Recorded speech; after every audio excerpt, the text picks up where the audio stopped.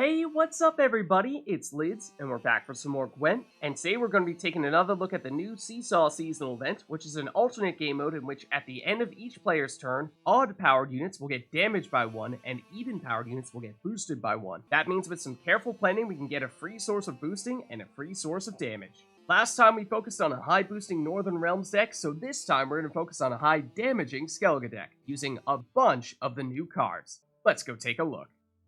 So today we'll be playing a Skellige Rage of the Sea deck that uses a bunch of weather effects to deal a ton of damage and get boosted in the process. Not to mention, if you're looking for a deck to play all of the new Skellige cards, then look no further, this is it. So we'll start by using cards like the Melusine Cultist to apply a bunch of rain to our opponent's rows, dealing damage. Then we'll also get rain from the little Hafru, and most importantly, Melusine every turn as long as we have at least one cultist next to her. Then we'll play cards like Dagur Two Blades to get boosted from all that damage, as well as the Messenger of the Sea. Then we'll use Fulmar to convert that rain into Storm, dealing more damage. Then we'll play Fucusya to play a Skellige card from our graveyard, and if it has low provisions, then we will also spawn rain on the opposing row. And the card that we'd like to summon will be Rioghan the Undying, who will start in our graveyard, and then when we play or summon him, he will trigger all remaining rain or storm on the opponent's side. That means that if it's the last turn, and we still have 5 or 6 rounds of rain or storm yet to trigger, and we're never going to have enough time for that damage to get dealt, then this is a way of making sure that it still ends up happening. Then we have the Oncrate Warcrier, which, like many of the units in our Northern Realms deck that we looked at last time, has the potential to be a 2-point per turn engine, because it will start on an even amount of power, and assuming that our opponent has at least one damaged unit, it will also get boosted at the end of our turn, meaning that it will get boosted from a 4 to a 6, so it will stay on even power, and as long as it doesn't get any additional damage or boosts, then it will continue to go up by 2 every turn. Then, the opposite of what we were doing with our Northern Realms cards in our previous deck, the Dim and Light Longship will start on an odd amount of power, so if we don't do anything, it'll get damaged by 1 by Seesaw at the end of our turn. However, we can deliberately use its order ability immediately, damage it from a 5 down to a 4, and apply 1 damage to our opponent in the process. That means we'll finish the turn with it on an even amount of power, boosting it back up to 5 at the end of our turn, so it will always stay on 5 power even if we use this ability, giving us a consistent source of damage. So those were some of the big combos that we'll be looking for, but now I'll flip through the deck to show you what else we have.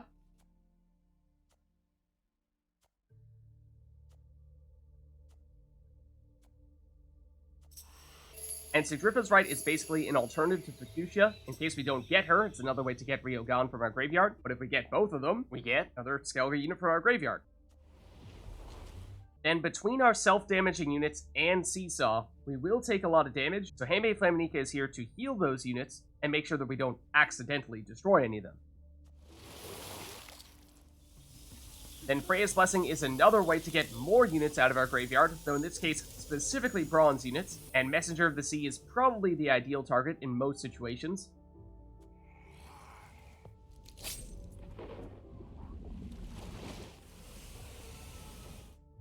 And a Svalbard Cultist, if we are very careful about when and where we play it, is another way of keeping our units on even power to maximize our boosting from Seesaw. Then because we have several self-damaging units and the damage from Seesaw, Heymaey Protector should have plenty of ways to get boosted as well. So there's a look at the deck, and the overall theme is to apply a bunch of weather to our opponent's side of the board, deal a ton of damage in the process, and get a ton of boost from doing so. I'm always a big fan of these high-damage Skellige decks, but this one's going to be especially fun because we have so many new cards. And since I'm going to be out of town later this week, I'm not going to have as much time to edit these videos, so in the name of getting them to you as quickly as possible and getting as many videos this week to you as possible, I'm not going to add the in-game commentary this time, but don't worry, it should be back next week. So let's go see the deck in action.